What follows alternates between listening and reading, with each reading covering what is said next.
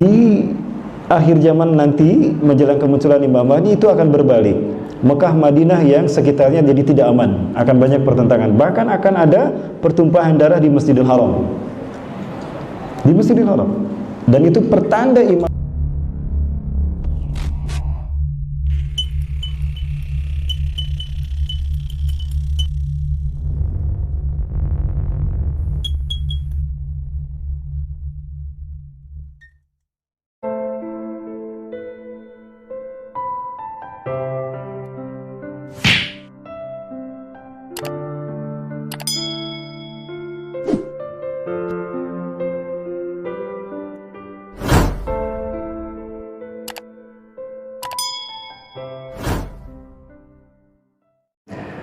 Baik, sebelumnya kita coba reorientasi kembali bahwa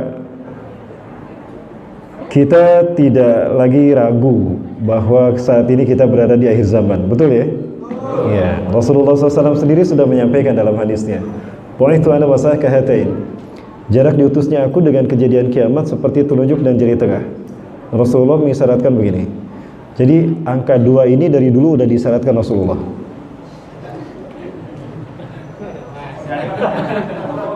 Ya, walaupun sudah selesai, tapi sebetulnya ini isyarat nanti yang kedua tadi yang saya bahas, merah sama putih. Ya, ini merupakan warisan Rasulullah, Pak. Wa utitu al-kanzaini al-ahmar wal abyad. Dan Allah memberikan 2 pusaka padaku, pusaka merah dan pusaka putih. Jadi angka 2 tetap akan berlaku sampai nanti umat Islam kembali bangkit di Indonesia. Jadi tetap begini ya. Gini apa begini? Ya. Baik, Rasulullah mengisyaratkan jarak diutusnya aku dengan kejadian kiamat seperti telunjuk dan jari tengah. Rasulullah merenggangkan sedikit.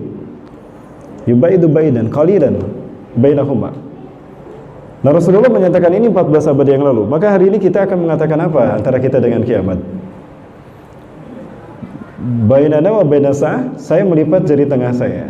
Berarti tinggal telunjuk. Kalau gini isyarat kedekatan kiamat, kalau sudah begini, wah bahaya. Kalau ini kedekatan, kalau ini kejadian. Kalau kiamat kan hancur ya. Ya gini isyarat. Isyarat dekat kehancuran. Kalau begini, hancur. Maksudnya apa, Mas? Baik. Kita bukan lagi dekat dengan hari kiamat. Kita berada di pintu gerbang kiamat. Ya. Ada hadis lain yang belum saya sampaikan di sini, dan ini berat saya menyampaikannya. Mudah-mudahan nggak jadi masalah ya. Rasulullah SAW menyebutkan di dalam kitab An-Nihayah fil Fitan wal Malahim yang dinukilkan oleh Imam Al-Hafiz Imam Ibnu Katsir rahimahullah. La min asyratisah, ala inna min asyratisah. Ingatlah bahwa sebagian dari tanda-tanda kiamat akan terjadi, anturfa'al asrar wa tud'al akhyar. Ingatlah dari sebagian tanda kiamat akan terjadi adalah naiknya orang-orang buruk memimpin satu kaum dan disingkirkannya orang-orang terbaik pilihan umat. Ya, itu hadisnya sahih. Sudah terjadi belum? Di luar negeri sana ya. Jangan bilang di Indonesia, di Mesir. Ya, Muhammad Mursi disingkirkan, Abdul Fattah As-Sisina naik. Nah, seperti itu ya wabillah. Ya. Kenapa, Mas? Baik, nah itu merupakan tanda-tanda memang kita berada di pintu gerbang kiamat. Orang-orang yang benar dibohongi, yang jujur didustakan, para pembohong dibenarkan, kemudian para pengkhianat memimpin sesat. Itu tanda kita berada di pintu gerbang kiamat. Ya. Baik, dan Rasulullah SAW pun menegaskan kepada para sahabatnya, banyak-banyak mengingat kematian, banyak-banyak mendekatkan diri pada Allah, banyak memanfaatkan waktu sebaik mungkin untuk amal soleh. Karena betapa jaraknya telah dekat. Itu Rasulullah, apalagi kita. Ya. Baik. Kemudian di dalam Quran surat Al-Baqarah ayat 36, ini sudah kita bahas ya. Sudah ya. Bahwa Allah Subhanahu wa taala memberikan jatah bagi kita untuk beramal itu sampai dengan hin. Hin di dalam ayat ini adalah terbitnya matahari darat dari barat. Yang di dalam ayat ini ya. Walakum fil ardi, dan kalian, bagi kalian di muka bumi ada daratan untuk membangun peradaban manusia, peradaban kalian. Wa mata'un, dan juga perhiasan ilahin sampai dengan hin. Hin ternyata ditafsirkan oleh Rasulullah SAW sebagai terbitnya matahari dari barat. Ada satu jamaah bertanya pada saya, Ustadz, apakah betul tahun depan akan terjadi dukhan? Oh, saya kaget ada ibu bertanya begitu. Ibu, dari mana ibu tahu? Kenapa ibu bertanya demikian? Referensi ibu dari mana bertanya begitu? Gini Ustadz, ada Ustadz kita berkata begini, bla bla bla bla bla. Oh iya. Coba ibu perlihatkan pada saya buktinya. Maka betul, beliau kirimkan URL kepada saya. Lalu saya buka, memang guru kita menyampaikan itu. Sekali lagi itu baru prediksi. Prediksi kalau dukhan dikhawatirkan terjadi tahun depan. Nah, itu berangkat ada satu hadis, tapi hadisnya pun ada saya temukan di dalam kitab Al-Fitan wal Malahim fi Akhir Zaman karya Dr. Amin Muhammad Jamaluddin. Di mana diceritakan di sana bahwa ada hadis, namun hadis ini tidak begitu kuat ya. Hadisnya lemah. Para ulama mengatakan hadis ini dhaif. Bahkan ada yang mengatakan hadisnya maudhu'. Maudhu' tahu ya Bapak Ibu? Kalau dhaif itu masih ada sanadnya. Masih ada perjalanan hadisnya. Tapi kalau maudhu' itu hadisnya palsu. Nah, hadis yang disebutkan ini terkategori dhaif dan ada yang mengatakan maudhu'. Seperti apa hadisnya? Nah, saya coba kita lihat.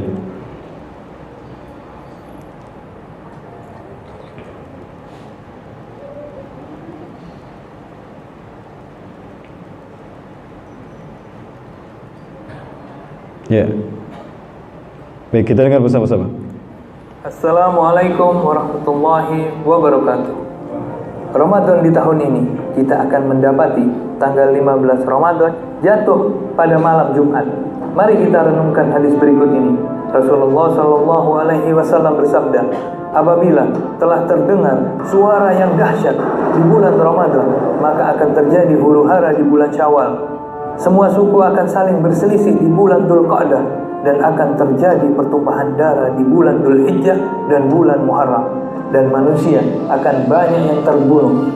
Nabi menyebutkan hal tersebut sebanyak 3 kali. Para sahabat pun bertanya, suara keras apakah itu wahai Rasulullah?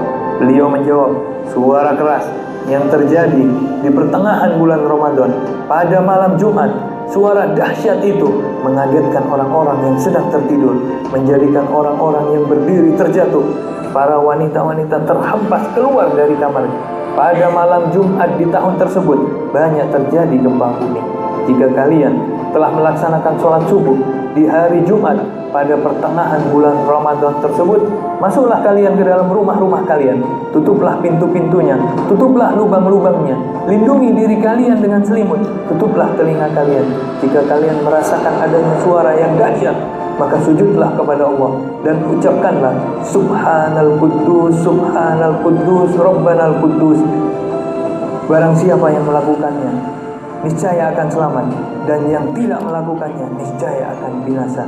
Hadis ini diriwayatkan oleh Nu'aim bin Hamad di dalam kitabnya Al-Fitan. Kapankah hal ini akan terjadi? Apakah malam Jumat tanggal 15 Ramadan esok? Wallahu a'lam bissawab.